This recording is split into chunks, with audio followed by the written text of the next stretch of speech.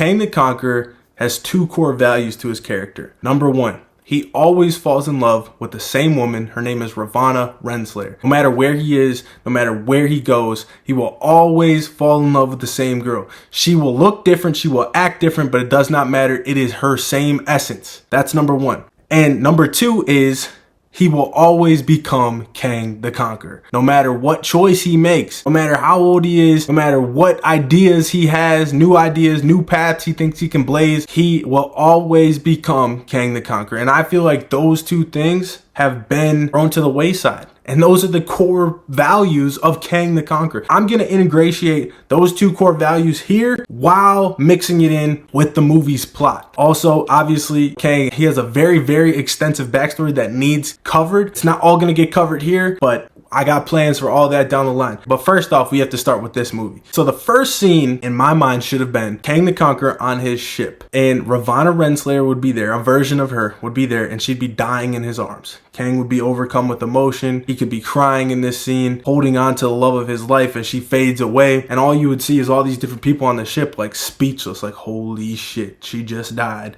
And they're all scared, and they're scared for good reason, because I would have Kang obliterate every person on this ship. You don't have to make it gruesome or anything. You could just imply that he did it with a pan out shot of like the whole ship, and you just hear screams and things. But yes, I would have him kill everybody on the ship out of just blind rage. It wasn't even all their fault. He still did it. And I would leave it there. I wouldn't even show why this happened. This would all be covered at a later date. We would just see that this woman he's clearly in love with died. We're asking questions. What happened? What happened? And then we see that Kang just obliterated all these different people. And then I would have him do something with the body, right? He would take some kind of essence before he goes into the time stream. He'd be holding on to some object, and he would throw it into the time stream, and then he would go into the time stream.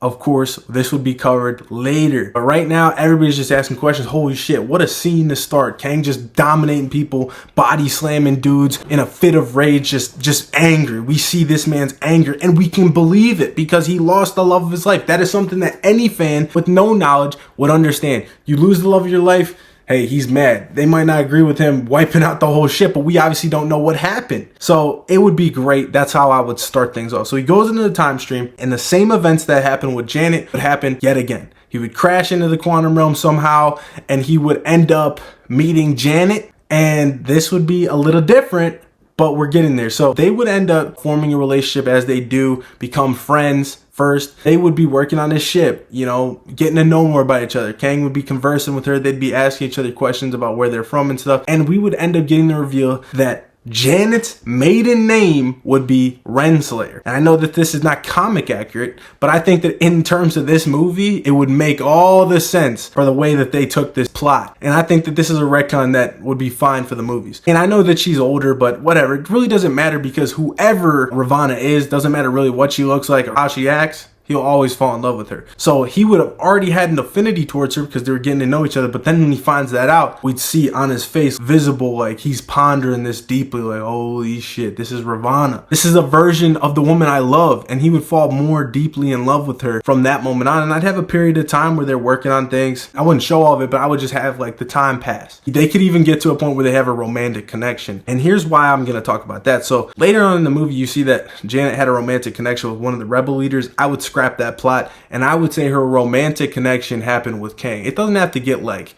super in depth on that. Like they don't have to do anything really per se, but I'm saying I would say that their friendship really got them to have a really, really strong bond. One where she would feel like she was cheating on Hank. Kang, he's fallen in love with Ravonna because that's what he's destined to do.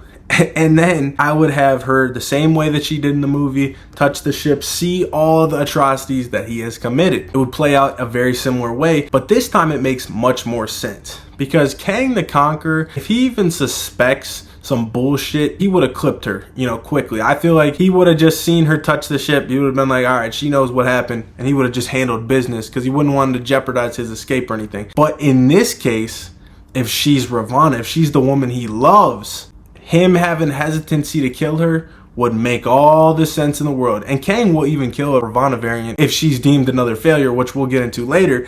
But In this instance, I would have Kang very hesitant. This is why he'd be pleading. You saw that anguish on his face. You saw that irritation, like his nose flared up when Janet was questioning him. And he was adamant and he was admitting what he did, but he was pleading with her to just move on. Like, hey, I'm going to let you go home to your family. You can see your daughter again. And this would all make so much more sense if she was a Renslayer here. He'd be very hesitant to harm her. So he'd be trying to speak with words more so than actually hurt her, because he could just track her down. Like, Kang should be able to just destroy her shit at any moment. You know, she really shouldn't be able to evade him even. But I would say that, you know, he tried to scare her, but it didn't work. She destroyed the stuff, and then she just got away while Kang was just in a whirlwind of emotions, because again, he's now lost Ravonna. Now he's lost the key to his escape, and he doesn't know what to do. He'd lose her in the shuffle of all that. There'd be fire all around because the explosion and everything, and she would get away with her Ant-Man powers. So I'd have him then, of course, conquer the quantum realm, and he scours the land. He can never find Janet. He hasn't seen her since that day. He cannot find her. And of course, we know that Janet does eventually escape the quantum realm. Ant family pulls her out. So now we're sowing the seeds. We've seen Kang's anguish toward the woman he loves. We've seen the relationship built with Janet. We've seen that Janet now has that same name that was synonymous with the first woman that we saw die. And we've seen a relationship form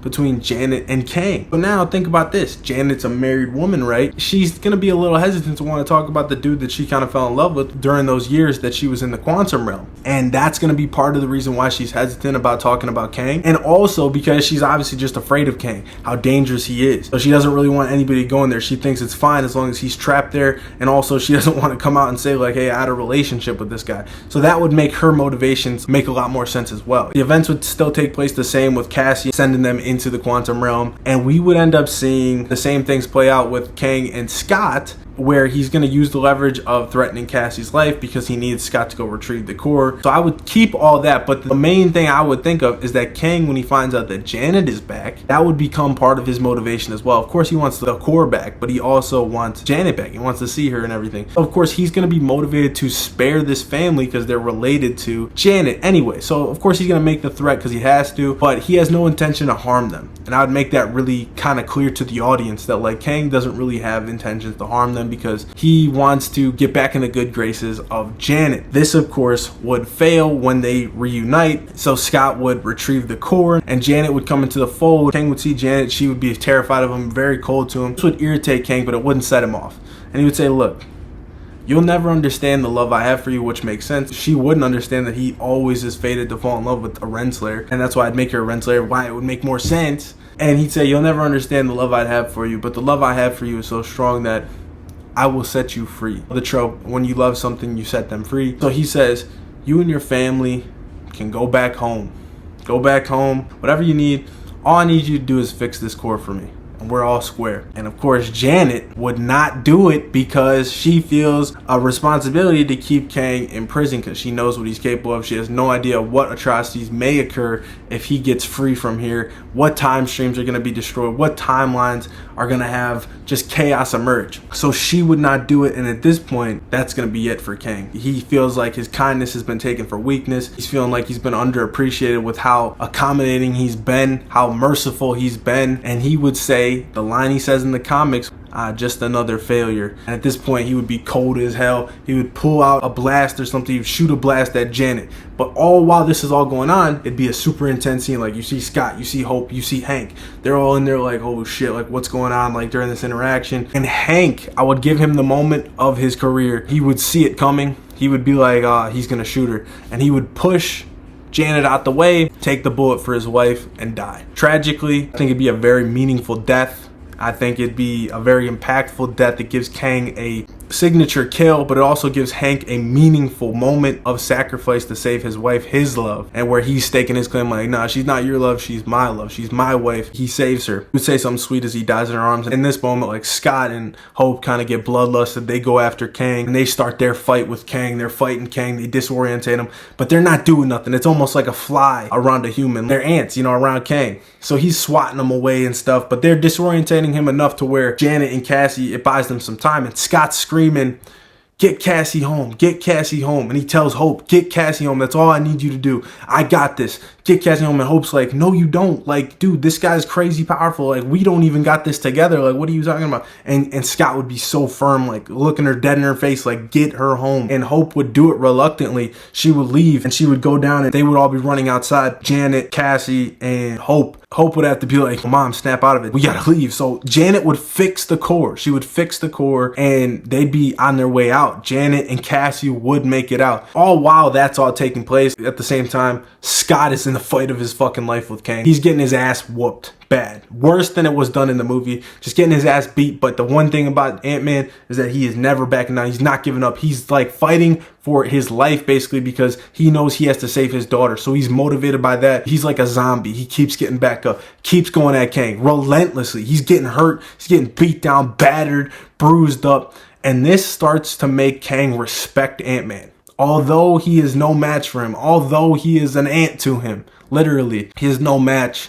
But this man's resolve never wavers, and that's something a man like Kang can respect. And then you could also have those ants, you know, if you want to incorporate them into the story, whatever, while all the war is going on, just so there's chaos and, you know, it makes it more convenient for them to escape. That's all fine and dandy. But I would just play up the fact that Ant-Man's getting his ass whooped, but he is willing to die. And he would say his line, I don't have to win. We just both have to lose. He's holding on to Kang for dear life. Then it would get to a point where you think Ant-Man's down and Kang goes out in pursuit right before the portal gets open for them to escape. And then you would see Ant-Man just emerge, like try to tackle Kang. Kang would throw him off. He's like ripping him up. And Ant-Man just holds on for dear life to Kang's leg as Janet and Cassie go through the portal. And Hope is right there. And you see a little smirk, a smile start to creep up on Ant-Man's beaten down face. He's like, I did it, man. Like, I got them out. Then you would look at Hope's face and tears would be rolling down her face. And she's like, I can't leave him. And that little hesitation, like she's not trying to leave Scott because she ended up coming back in the movie anyway. She's not trying to leave Scott to die. She knows what it means if they leave. Kang will murder Ant-Man in cold blood and it's probably going to be torturous. So she's like, I can't leave him. So that little hesitation buys Kang enough time to kick Ant-Man away. He goes, blitzes to Wasp, knocks her to the ground just brutally, hurts her bad. And he grabs portal technology or whatever, and he has what he needs. He has everything he needs to escape. Janet and Cassie are gone. Ant-Man's down for the count, and then he would take a blaster out and he would shoot Ant-Man on the ground. And Ant-Man would pass out from blood loss and everything, or whatever he's lost just from his beating. He gave it all he could give. Like my man Kodak said, he gave it all he could give. And Hope would be badly injured. She would crawl over to Ant-Man. She'd be crying. And it would be ambiguous on if Ant-Man's dead or not. Now, I'm not saying you have to kill Ant-Man because it is Disney, blah, blah, blah. You already killed Hank, so that's a lot of death. But it would be ambiguous to the audience. We would not know, and I think this would be great. It would get people crying in the theater if they saw this. They saw this legendary performance from Ant-Man. The anguish on his face as he's pleading, fighting for his daughter, fighting for Hope. Hope, as she has to make a decision to leave her man, basically, or go with her family. We see the anguish as Janet has to deal with her husband dying, but she also kind of has feelings for Kang. All this stuff would be a whirlwind of emotion, be perfect. And all throughout all of it, Kang never looks weak. He never gets defeated. The only times anybody gets anything over on him is when he's hesitant, when he lets them live, when he lets them escape. Nothing bad happens. So what Kang would do, because he respects Ant-Man so much, and because although waning, he still does have feelings for Janet, you know, she survived, he would say, Ant-Man, huh? I'll remember you. And he would let Cassie and Janet go. He would let them, you know, just do their own thing, and he would go someplace else, and he would look back, leaving the Wasp and Ant-Man trapped in the quantum realm with no means to escape. I would have no means. I wouldn't have Cassie have any way to get them out with any ease. They'd be trapped in the quantum realm. Ant-Man left for dead. It's ambiguous to whether or not he survived. Wasp is hurt bad. There's just chaos behind them. The quantum realm's been decimated, and it just sets the stage for what the fuck this man Kang is. He demolished the quantum realm, walked straight through Ant-Man. Everything was going perfect for Ant-Man. They did everything they could do. They tag teamed him. They did everything they could do, and it was not enough. And Ant-Man's in a heap. Hank is dead, Wasp is hurt, and Kang is free. And that's how I would do it, man. And I would fade it to black right then and there. Obviously, there's post-credits we're going to get into. And this would build every character. It would give Scott the greatest moment of his career in Marvel. The first post-credit scene I would do would be, we didn't know where Kang went, right? It just faded to black. I would have him pick his spot where he's going. Boom, it's Egypt. and he would set foot down on the ancient Egyptian soil, setting up Rama-Tut, which would lead us into the next movie, which I'll get into. That would be the first post-credit scene. Second post-credit scene would be Janet and Cassie. They escaped, you know, they're back in the lab or whatever, and they're grieving the loss, but they snap back out of it, and this would be Cassie's big moment. Cassie would be like, you know what, my dad's fine, and she's strong for her dad, and she knows what she has to do, and she contacts the Avengers. She calls the Avengers with tears in her eyes, but she's standing firm. She's holding back the tears. She's holding back. She's being strong as fuck. And she vows that they are going to bring Kang to justice no matter what. And she knows who she has to call. She calls the fucking Avengers. That's what I would do for part 2. So it builds all these characters up, gives Cassie a moment, gives Scott a moment, gives Hope a moment, gives Hank a moment, gives Janet her moment, bro. It gives all the characters their justice while keeping Kang strong as fuck, making him a menace, and setting up the next film. And we didn't even get into all Kang's backstory, man. We didn't even get into all the nitty gritty because that's all coming down the line.